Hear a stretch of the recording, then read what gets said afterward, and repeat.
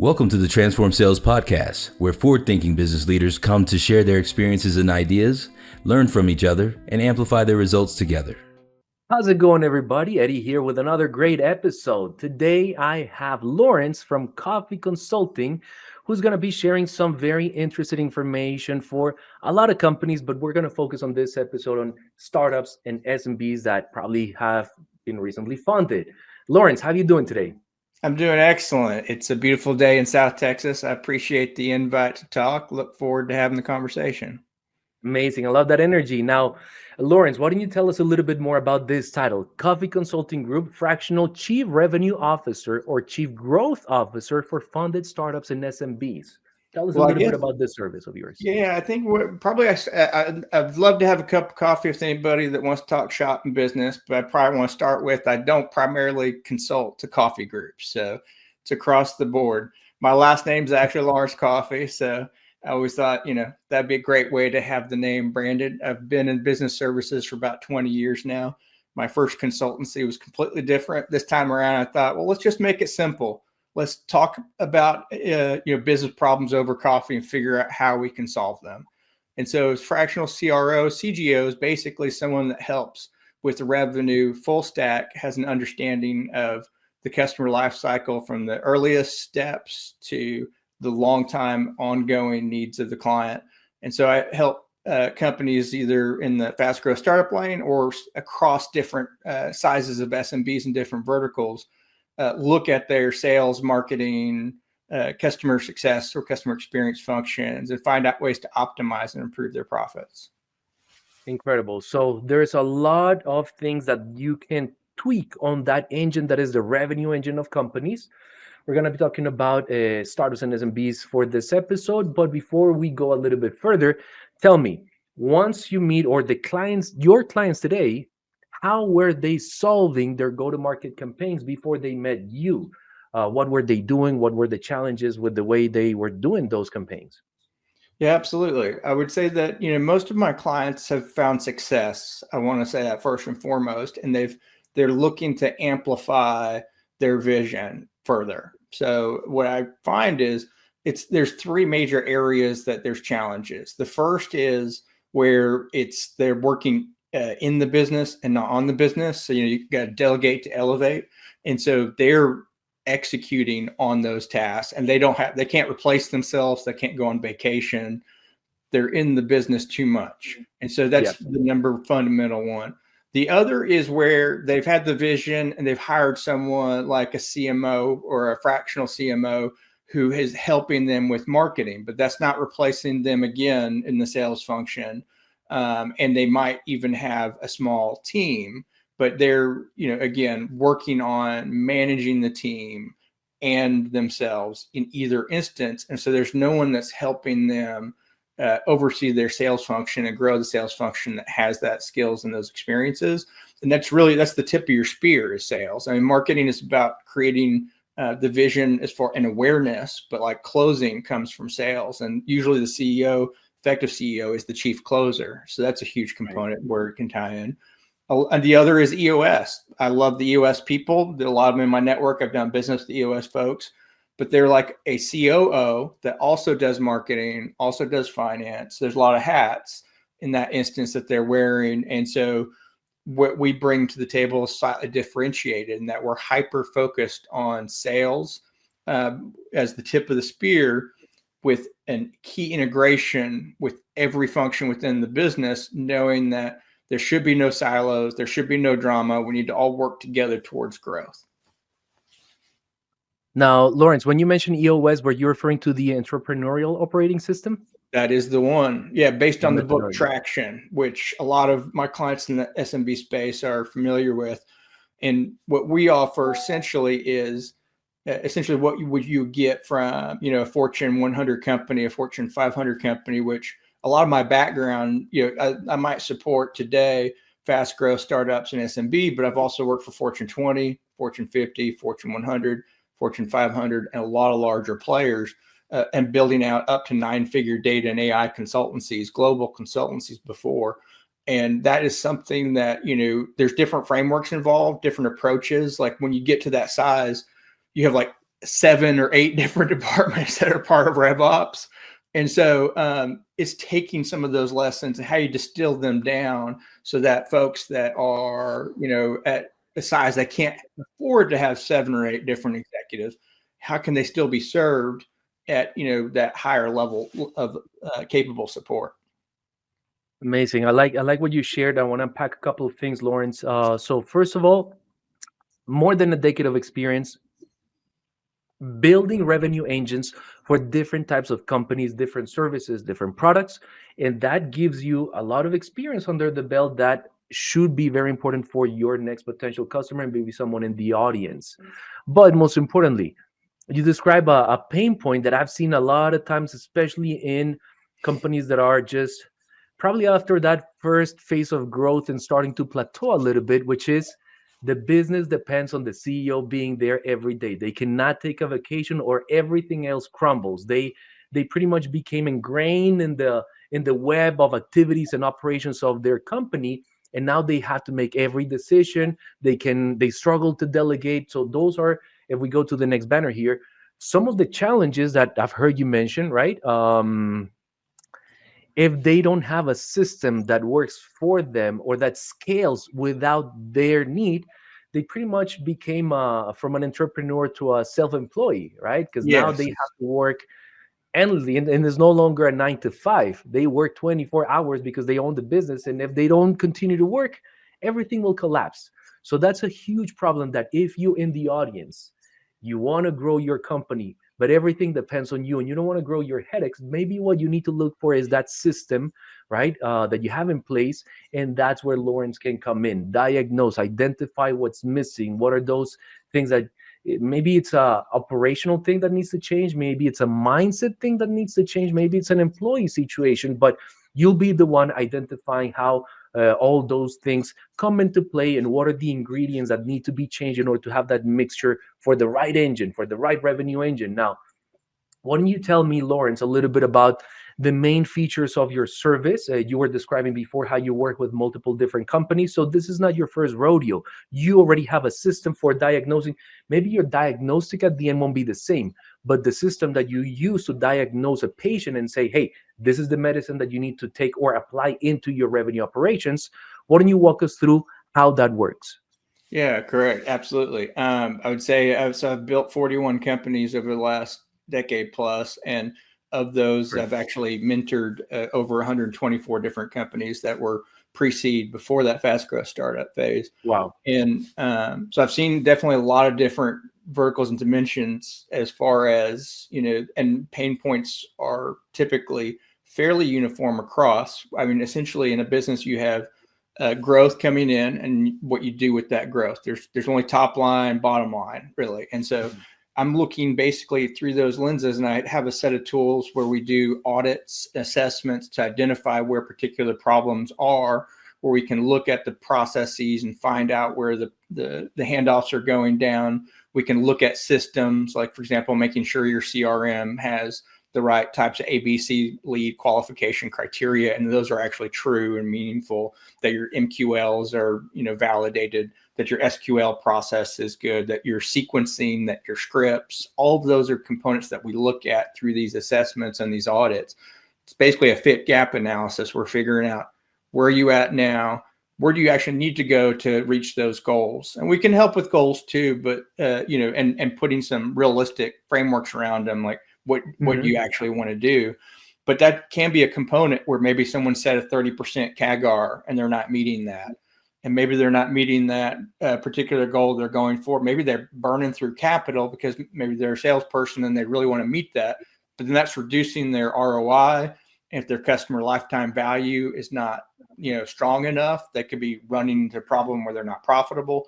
So those are the components. We like to look at what the actual problem is versus trying to say, well, we just do this thing, rinse and repeat. We're actually trying to diagnose the actual issue by listening. And that's like I think our key dimension is that we know a thing or two because we've seen a thing or two, as they say. I think Allstate says it, but like it's the same as us as well. And we'll come in and listen to try to diagnose what the actual issue is through that audit and assessment, which can be a component of overarching week-to-week support in a fractional basis.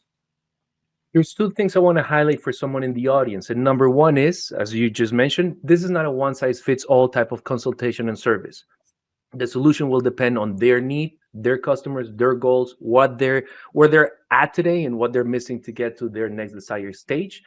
But that also can present maybe a concern for someone in the audience to be like, hey, well, can I really afford a guy that's intervened more than 100 companies? I would love to get his expertise, but this may be too expensive. Well, that's the beauty, as we said in the title, fractional, fractional chief revenue or growth officer. They don't need to hire you for a full-time placement, 300K a year. Well, guess what? They can just hire you for a couple of hours because you have the expertise where you'll be able to find where they may have a pain, what the solution may be, and with just 20 minutes or an hour, 3 hours per week, you can start to move them in the right direction and guide them. So before we started the call, you were showing me some of the documents on your page and the listings that you've created in the CloudTask marketplace in terms of the things that you verify. And you just mentioned a few things like the sequences, the messaging, even the targeting. Do they have the right tech stack in place?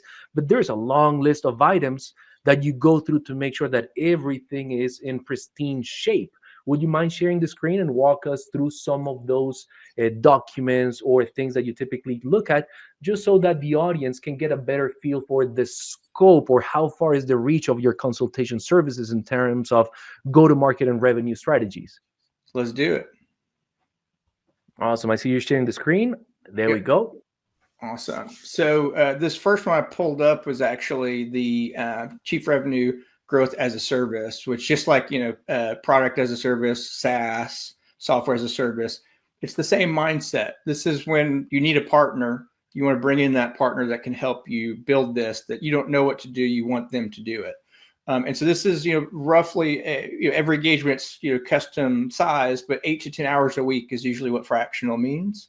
You can go up to about 20. Beyond that's not really a fractional executive. And obviously that's a component of where you'd like to be as well, based on where you're at in the business. We meet you there.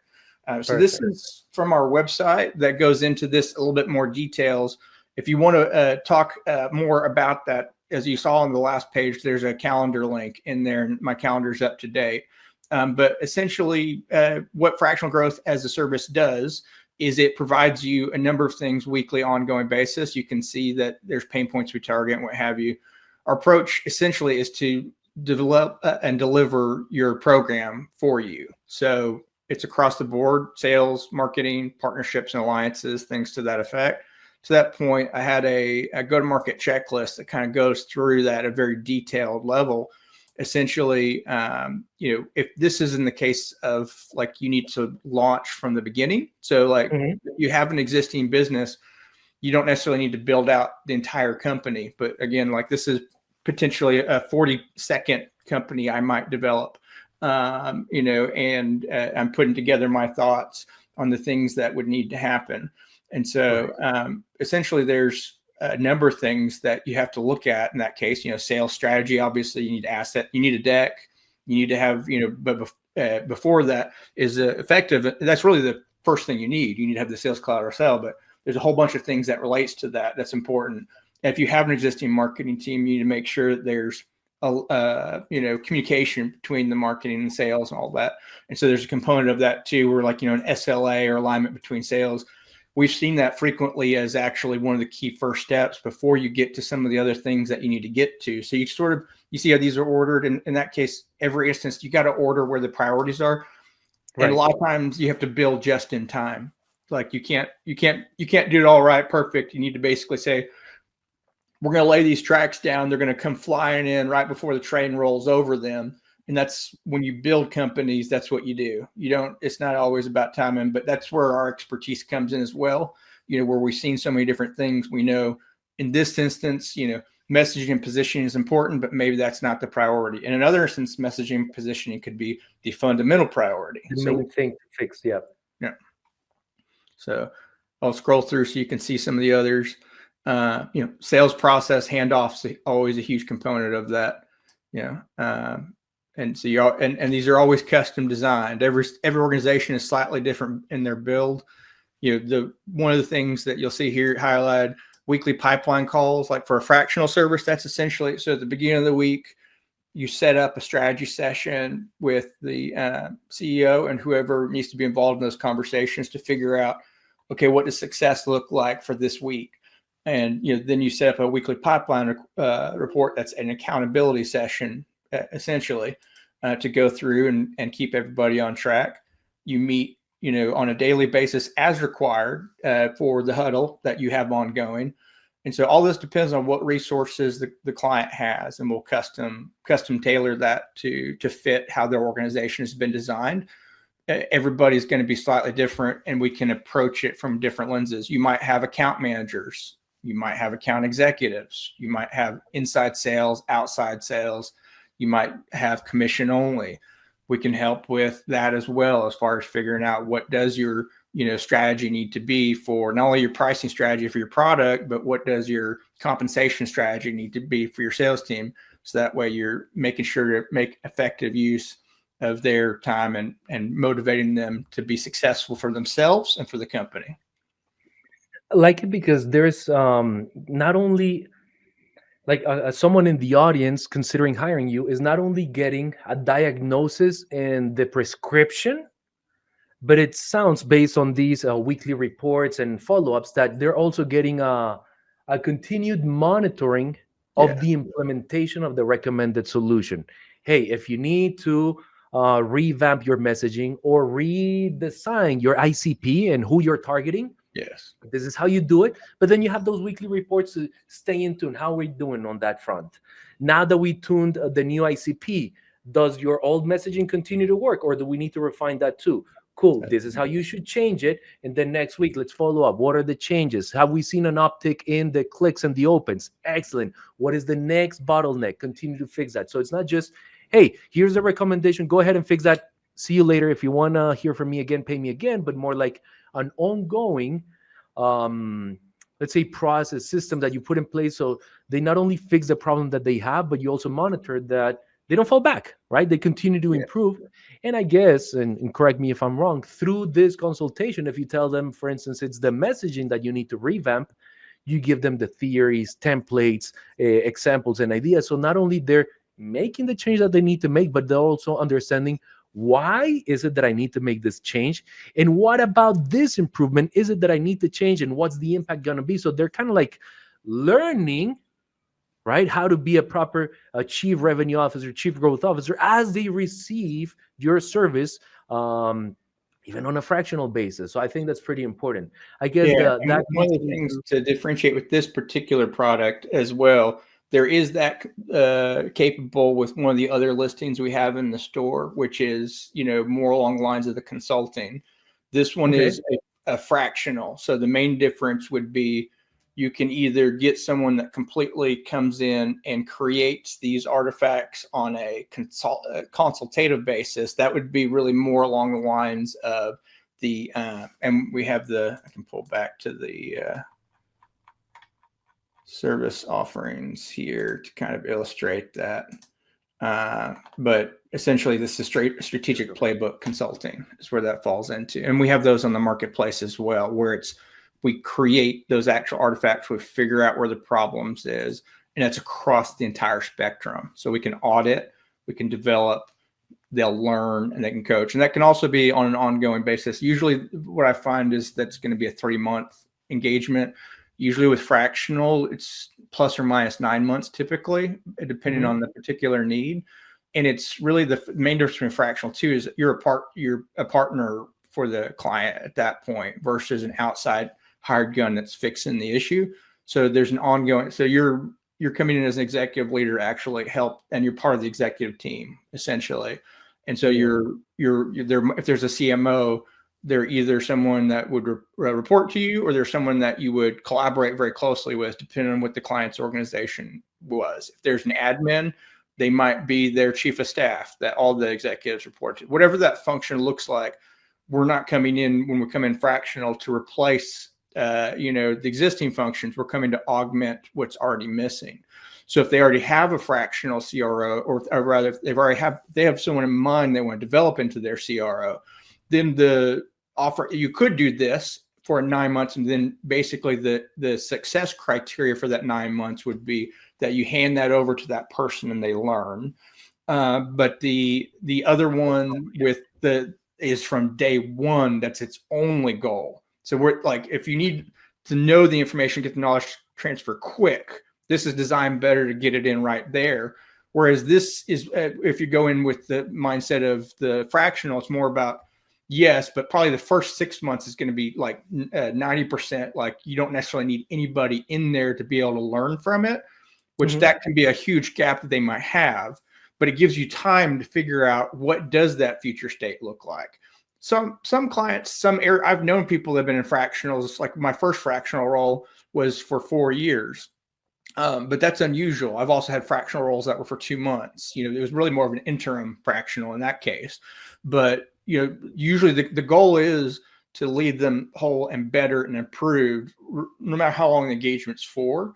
So that way, and so they're going to learn as they go along the way. The differentiation between the two is just how much support one-on-one hands-on do they get. Like with that consulting one, they're not going to get really any hands-on support. They'll get advising as a part of it. I'm always advising, so they might not pick the advising coaching category, but they'll get that no matter what. But it's kind of like, what do they need? It's sort of like anything else. What specifically do they need for where they are in the journey at that time? Right. I guess the common denominator for the users of this service would be companies and company leaders that realize that what got them here is not going to get them to the next stage. Yes. That's the only thing that they have in common. What's going to be the ladder that they climb? That's something that you'll provide for them specifically once you run this diagnosis. Now, that takes I me would say there's one other side to that.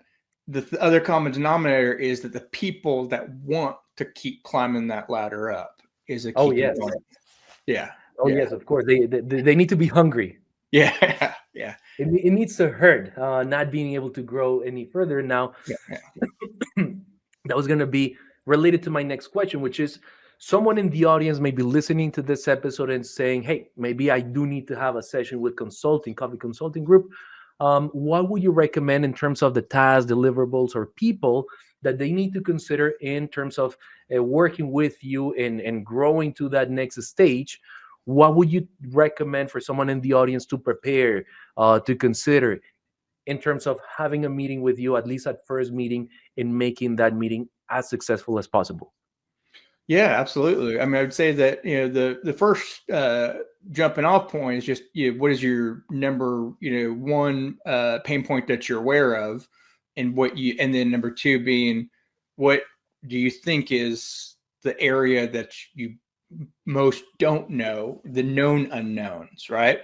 And then the third part of that, where you basically, this whole list of the backlog is essentially that, as far as, but I would say where you focus in on for the most part is, if you have an existing team, for example, then my advice would be, what are the current sort of dynamics on that team, as far as, should be a point of discussion as far as that goes.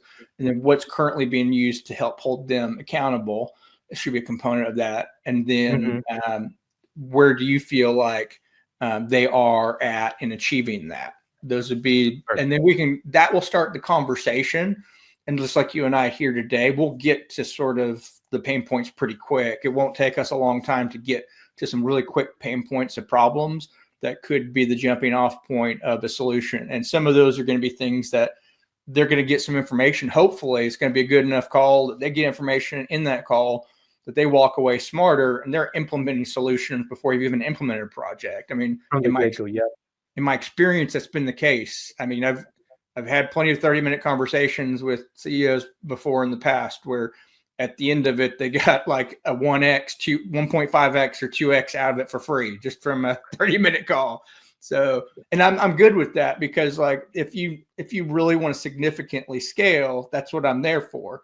And like, you can follow me on LinkedIn. I'm on LinkedIn. Go for it. I share thought leadership. That's the same sort of stuff. And you can get wisdom and what have you. But yeah, if you're serious about, tackling huge problems, big ambitions, really want to do things, that's where good partnerships like this can potentially be the right fit, if that's where you're at in that time. Fantastic. I can definitely see people consuming your content getting a lot of aha moments even before they have that first session, or as they have that first session, Yeah. and before they pay the first dime. Now, this takes me then to the last question that I have for you today, Lawrence, which is around the success criteria. That based on everything that you've shared, I know that it's going to be um, it's wide. It's not just one thing that Yes. they're going to use, because it depends on their own problems. But based on the majority of companies that you work with in that space of funded startups, maybe seed round, Series A, maximum B, SMBs, what would you say is the typical success metric that they use to evaluate the efficiency of working with Lawrence? Yeah, that's a valid question. I think to your point, it's going to vary. I do have, sort of a list of a bunch of different pain points, across the categories. Right. Without going through that huge, massive list of different things, because there can be lots of problems across the board. It usually falls into one of two buckets for the most part. First and foremost, it's either not enough revenue, and so they're not meeting targets, so be increasing that revenue. So, for example, like if they were at 5% CAGR and they're supposed to be at 20% CAGR over certain predefined timestamps and milestones, by increasing metrics, that can be a component. Another could be a matter of where they might have growth and they're not hitting certain targets. So that could be a matter of one, like they might not have the right lifetime value for a client identified. So that's in the project tweak, without giving away too much of the secret sauce. We tweak different components within the go-to-market strategy, like a component of that's going to go back to your ICP and persona, who you're targeting, your messaging, things to that effect. But where you're looking at that is like basically how much are my customers costing me CAC to onboard, how much are value over our lifetime are we getting lifetime value, how are we increasing those potentially. Really, businesses, everyone talks about EBITDA in revenue, and I think it's arguable all companies should be looking at it. Should be looking gross margin. What is your total cost of revenue, and what is your revenue? The difference between that, essentially, it's kind of like when you look at the lens of what is your operating cost, right? And your cost of goods sold. Cost of revenue is a much more indicative of what the true profit is. And so that's why I would say that's your fundamental metric you look at. So you want to kind of increase revenue, decrease cost, and increase your to a healthy point, your whatever that is for your industry. Is that 30% profit margin, whatever it is. And that's really like the key success criteria as far as across the board. If you nailed it down, it's those three. But then it could be there's going to be North Stars in different areas that you say, this means I get that. And you want to like leading indicators, right? Yes, 100%. And sometimes that's actually the one you want to focus on as far as what's the outcome in that project. Because if the others take 6 months or whatever the time frame is, based on everyone agreeing, looking at our roadmap we put together, we want to make sure that we're achieving success and wins. We want to set really, it's kind of like any organization that advice I give across the board.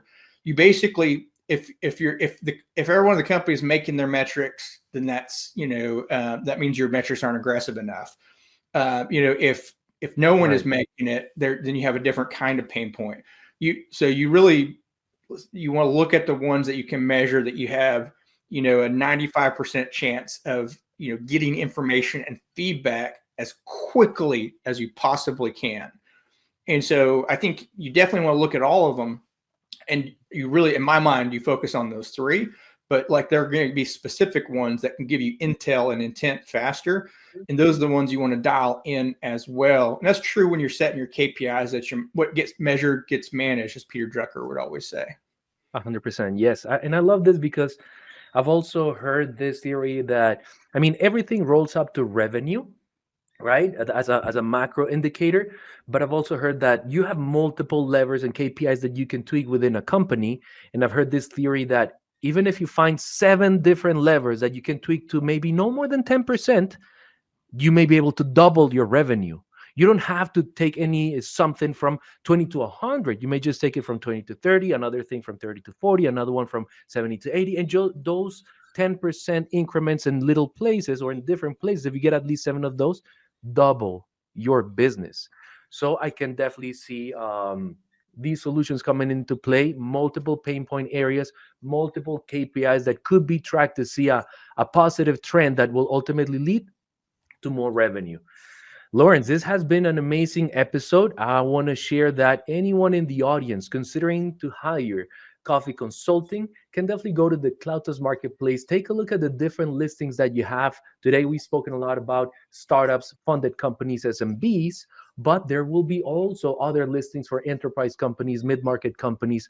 Go look for the one that best suits your needs and book some time with Lawrence. As he said, his calendar is updated. He'll be happy to assist you. Lawrence, anything else you want to share with the audience before we part ways on this episode? No, if for anyone that's need a cup of coffee and having a chat, look forward to hearing more about it and seeing where we can't get you settled. I love it, Lawrence. Definitely give it a try. Also, the Colombian coffee, little There cue you over there. All right, Lawrence, it's been a pleasure to have you on the show. Hoping to catch you on a future episode. And for you in the audience again, go to the CloudTask Marketplace, take a look at Coffee Consulting Group, and I'm sure you'll find something interesting. I'll see you in a future episode. Catch you later. Bye-bye.